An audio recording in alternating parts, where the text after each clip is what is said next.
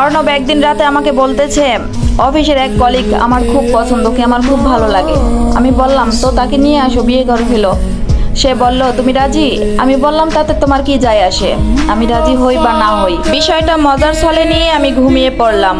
সকালবেলা নাস্তার টেবিলে নাস্তা দিয়ে আমি রান্নাঘরে গেলাম। নাস্তার টেবিলে অর্ণব আমার শাশুড়িকে বলতেছে, মা ও তো রাজি। তখন আমার শাশুড়ি মা বলল, ও রাজি হলেই কি আর ও না হলেই কি যায় আসে? পুরুষ মানুষের 4টে বিয়ে করা যায়, আর তোর 2টো বউ পালার সামর্থ্য আছে, তুই বিয়ে কর। ওই দেখি আমার নতুন বৌমাকে কল দে, আমি কথা বলি। শাশুড়ি মা ওই মেয়ের সাথে হেসে হেসে কথা বলতেছে, মা তুমি কবে আসবে, তোমার অপেক্ষায় আছি।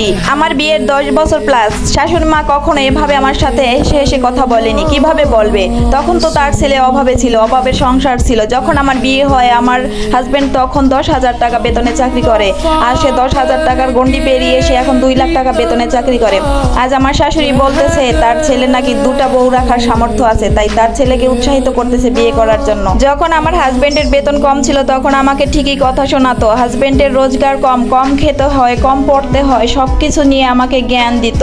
ওই দিন আমি সারাদিন কান্না করেছি আর নিজের চেহারা আয়নায় দেখেছি, যেই চেহারা, যেই হাত পা আমি এই সংসারের জন্য নষ্ট করেছি। কি করেছি আমি এটা? তবে ওই দিনই ছিল আমার শেষ কান্না। সিদ্ধান্ত নিয়েছি সে বাসায় আসলে আমি তার সাথে সরাসরি কথা বলবো। রাতে খাওয়ার পরে আমার শাশুড়ি সহ আমি খাওয়ার রুমে তাকে নিয়ে বসেছি।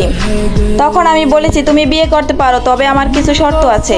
সে আমাকে বলেছে, কি শর্ত বলো? এই বাড়িটা আমার নামে দিতে হবে, মাসে 50,000 টাকা করে ছেলেদের জন্য খরচ দিতে হবে, আর কালকেই তুমি তোমার মা সহ এই বাসা থেকে বের হয়ে যাবে।